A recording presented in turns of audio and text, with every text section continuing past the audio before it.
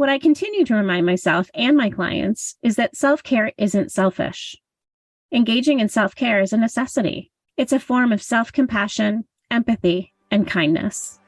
Hey there, my name is Dr. Beth Russell, and I want to know, what would you do if you were not afraid? Right now. What would your life, your job, your relationships look and feel like if you could be unapologetically you? What's holding you back? This podcast is for anyone that wants to make a change but isn't sure where to start. Let's look inward together and let's talk about you and me, our mental health, our self-care, inner and outer selves, and all that makes us, well, us. It's time to get real, feel the feels, challenge what's holding us back, and connect. This is the Authentic and Brave podcast. Hello, and thank you for tuning into the Authentic and Brave podcast. This episode is for all you superwomen out there. You know who I'm talking to. All women. That's right. Every woman out there who's busy caretaking, working, and making this world a better place. And I want to talk about a topic that has gotten a lot of traction lately and is a common social media buzzword: self-care. I discussed self-care in episode 6 of this podcast from the perspective of being gentle with yourself. Now I want to dive a bit deeper into what self-care truly is and isn't, and how to carve out some time and give yourself permission to take care of you. When you hear the word self-care, what comes to mind? Or what's your first reaction? When I'm talking with clients about self-care, I often get an eye roll, a long sigh, a defensive response that self-care is selfish, tears, or even frustration about bringing up the topic. Women often feel a lot of shame and guilt around this topic.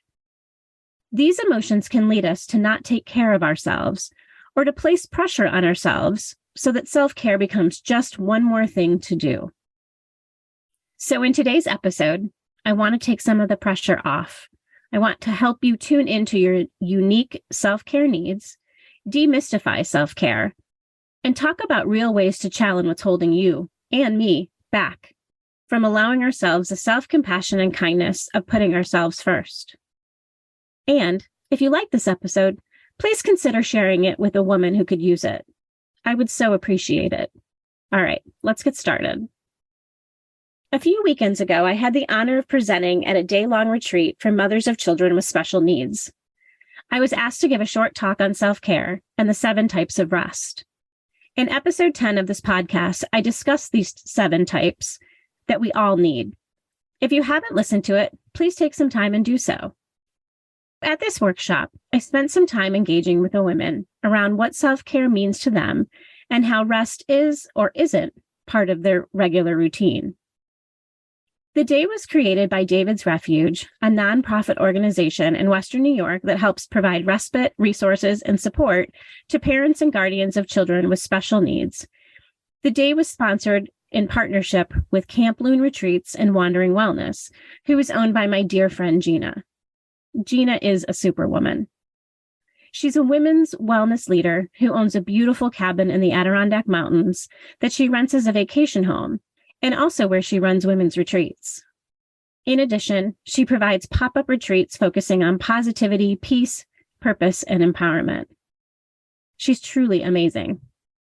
She has a one-day self-care retreat in June in Western New York that I think many will benefit from, and I'll link the information in my show notes so you can check it out. This day-long retreat a few weekends ago focused on self-care for these super moms. Over the past year, I've been asked to speak at several events regarding self-care for women. Have you ever heard the saying, "What you need to learn is what the universe keeps bringing to you"? Well, the universe continues to bring me messages and reminders to take some time out and learn to be kind to myself. What I continue to remind myself and my clients is that self-care isn't selfish. Engaging in self-care is a necessity. It's a form of self-compassion, empathy, and kindness. So many women receive messages from early in life that their job is to take care of others, often at all costs. As we talked about it in episode 1, there's a difference for women and for all people between attachment and authenticity. From birth, many women are taught that they must prioritize attachment over their own authentic needs and emotions.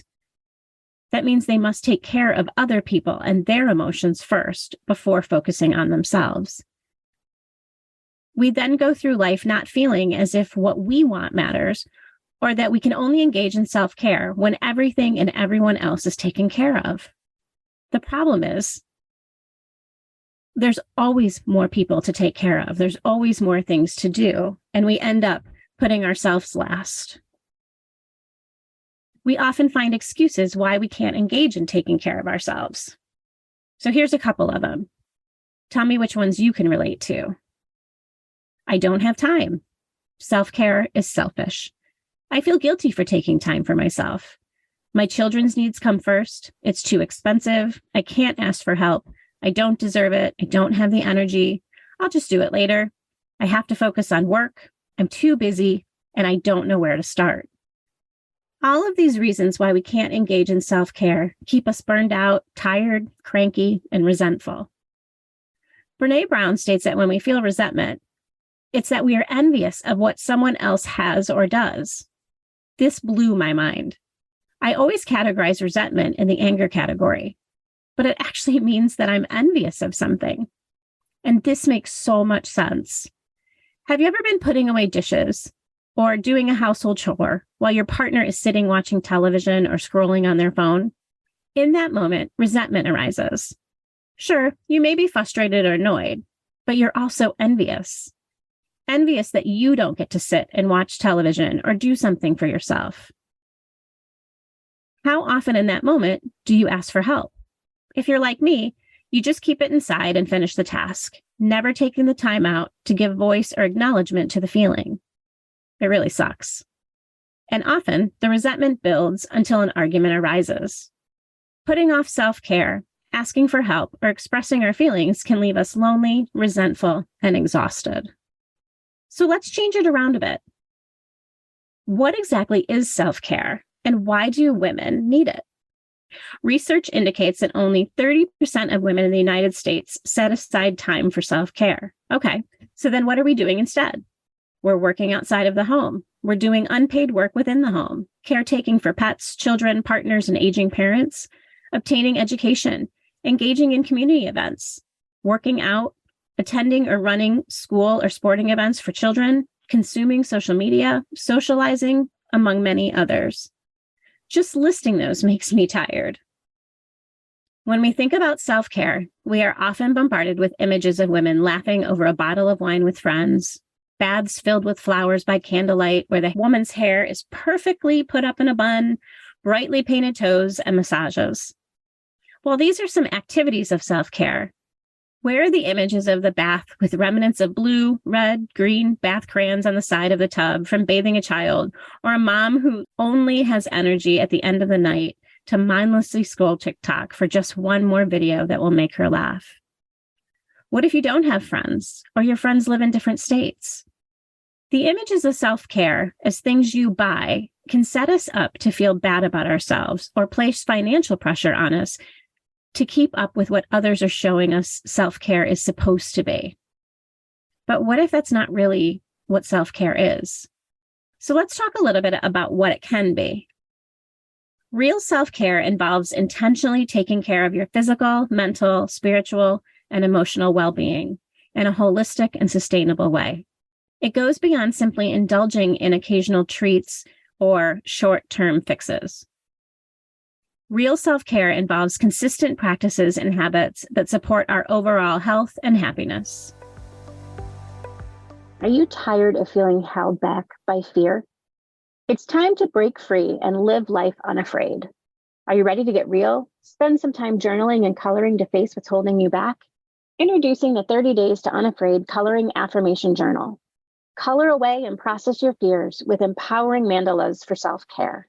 This journal is your roadmap to conquering fear and embracing change with confidence. Don't let fear control your life any longer. Order your copy of 30 Days Unafraid today and take the first steps towards a life without limits. Visit www.authenticandbrave.com/unafraid or find the journal 30 Days Unafraid Coloring Affirmation Journal on Amazon. It's time to unleash your potential and live unafraid. Get your copy now. Here are 7 elements for real self-care. First, prioritizing your basic needs. Self-care starts with meeting your fundamental needs, such as getting enough sleep, eating nutritious meals, staying hydrated, stretching, and engaging in regular physical activity. Taking care of your body forms the foundation for overall well-being. Emotional well-being. Real self-care for emotional well-being involves acknowledging and addressing our emotional needs. It means being aware of your emotions, allowing yourself to feel them without judgment, and seeking support or professional help when needed. This can include practices like journaling, therapy, mindfulness, or engaging in activities that just bring you joy. Here's a big one: boundaries and saying no. Are you good at saying no? I really struggle with it. Setting boundaries is an essential aspect of self-care. It means recognizing our limits and respecting our time, energy, and emotional capacity. Learning to say no to commitments or activities that don't align with our well-being is a crucial part of protecting our needs. As a social worker, I spend a lot of time on self-reflection and growth. This type of self-care includes regular self-reflection, focusing and exploring your values, goals, and aspirations, and making choices that align with our authentic self. Engaging in activities, again, like journaling, meditation, or seeking personal development opportunities can support this process, much like the retreat I did with Gina and the one that she has coming up. Seeking support is an important part of self-care. This can involve reaching out to family, friends, or support groups for emotional support, seeking professional help when necessary, joining an online group, or building a network of individuals who can offer guidance and understanding. Often self-care means that we need to practice just being.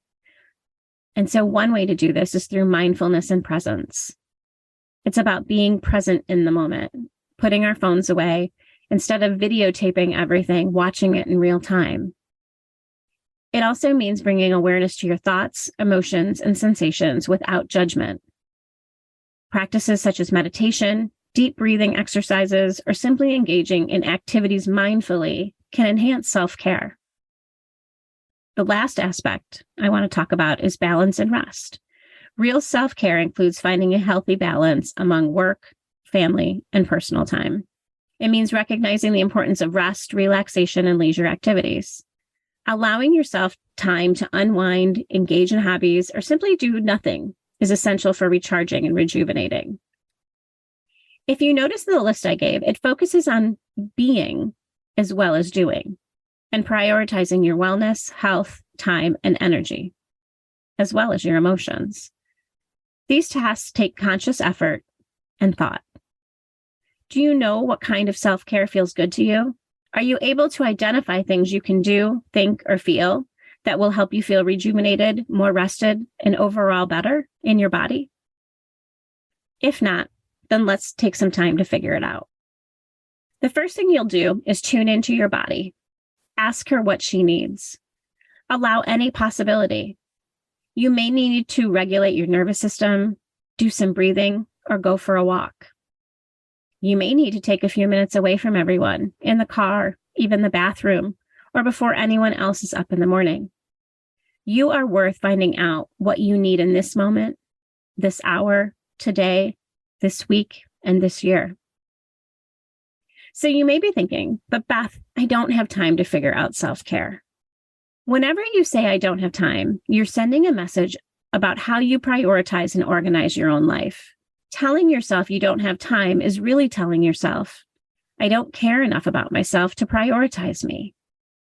This thinking keeps you pushing harder and harder and can lead to a whole host of illnesses, exhaustion, and burnout. When we think we lack time, it becomes our reality.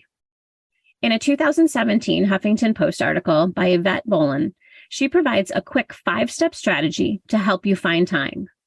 For our purposes, let's focus on finding time for self-care. I'm going to provide 5 steps or 5 questions that you need to go through. You're going to spend 1 minute on each question. Everyone can find 5 minutes. The first thing is, first, evaluate what you want to do. And what do you want to do? Picture in your mind what you're planning on doing. Pick one action item. Think about what it involves and what it will look like when it's complete. The second thing you want to do is evaluate why you want to do it. Why do you want to engage in self-care? Look deeply at the intended action and briefly explain the emotional and energetic implications behind it. The third minute, you're going to evaluate when do you want to have it get done by. Any goal or action item usually comes with an end in sight, a deadline. So do you want to do a self-care activity every day, every morning? Evaluate how you want to do it is the fourth minute. How will it get done? Consider all the steps, skills, and systems to get it to the end and call it complete. Lastly, in the fifth minute, you're going to evaluate who it's for. Who benefits from your self-care? Put it another way. Who will be disappointed if you don't do it? Take a hard look at this one. It helps gauge the importance and urgency of an action by who it is meant to serve. And this answer should be you. It serves you to take time out for your self-care. So as I said, spend 1 minute on each of the questions or statements that I just went through and give yourself permission to find the time to engage in things that make you feel better. Hey everyone, are you tired of dealing with complicated checkout processes when you're trying to sell products online? If so, you're in luck because Samcart has got you covered. Samcart is an all-in-one platform that makes it easy to create and manage your online store with features like one-click upsells, order bumps, and more. And the best part, as a listener of this podcast, you can get started with Samcart today and receive a special discount code by using our affiliate link. So head on over to www.authenticandbrave.com/Samcart and start selling like a pro. Trust us, your customers will thank you for it. Get started today. Another activity you can do to help figure out what you like and how to find self-care activities that fit you is to complete a self-care wheel. So what is this? A self-care wheel is a comprehensive, sustainable, wide-ranging, 6-dimensional well-being tool. This wheel covers 6 major areas of our lives: physical, psychological, emotional, spiritual, personal, and professional. Within each of these dimensions, the self-care wheel features several broad-ranging self-care activities specifically selected to dramatically improve the corresponding area of our lives. It provides diverse self-care strategies, ranging from meeting basic physical needs to finding life's purpose and providing a wealth of new ideas, possibilities, and perspective. There's a wheel that's already completed with many different activities and suggestions. And then there's also a blank wheel that you can fill in your own things that make you feel better. This wheel may take a few minutes to complete, and you can always add to it or change it. When you've done so, place it somewhere you will see it daily to help remind you that taking care of you is important. If you'd like a copy of the self-care wheel, you can find it on the download page of the Authentic and Brave website. The last thing I want to leave you with is how to give yourself permission to engage in self-care. This is an important step in prioritizing your well-being. Here are some strategies to help you grant yourself the permission that you deserve. So first, we need to recognize the importance of self-care. Understand that self-care is not selfish. It's essential for your overall well-being. Acknowledge that taking care of yourself allows you to show up as your best self in all areas of your life, benefiting both you and those around you.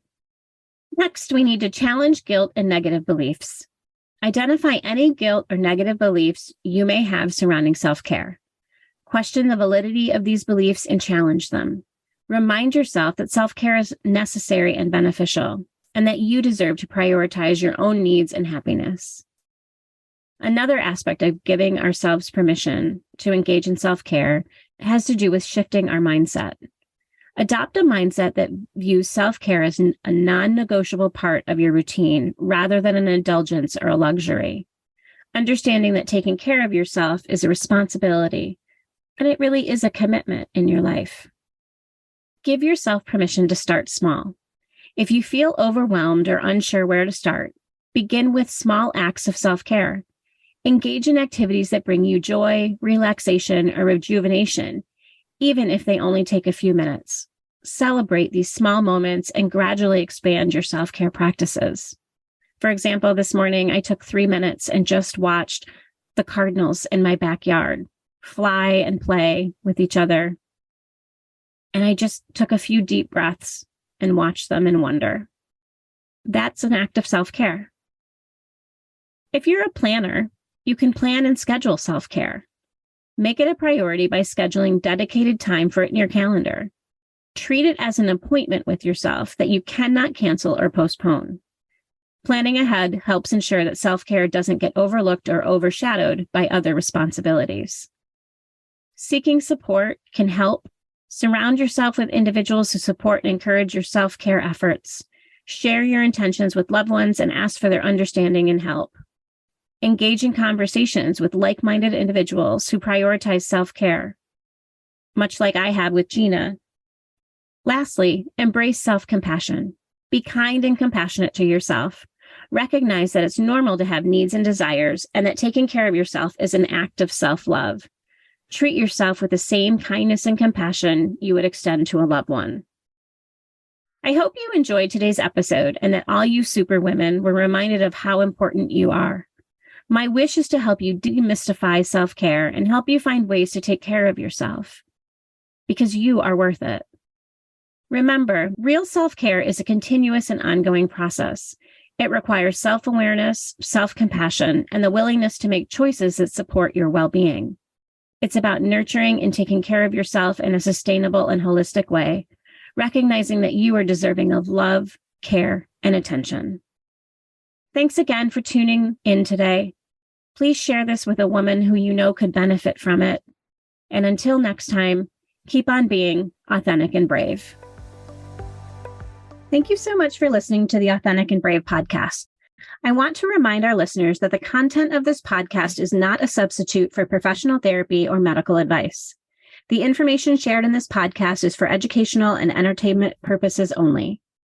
If you are experiencing mental health issue or any other medical concern, we strongly encourage you to seek help from a licensed professional. The National Alliance on Mental Illness, also called NAMI, helpline is a great resource and can be reached at 1-800-950-NAMI or 1-800-950-6264. Thanks so much for tuning into the Authentic and Brave podcast.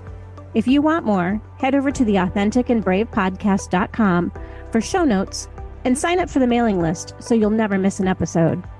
If you're looking for inspiration, connection, and people like you and me, be sure to join my exclusive community on Facebook. The link's waiting for you at AuthenticandBravePodcast.com. This is Dr. Beth Russell signing off. See you next time.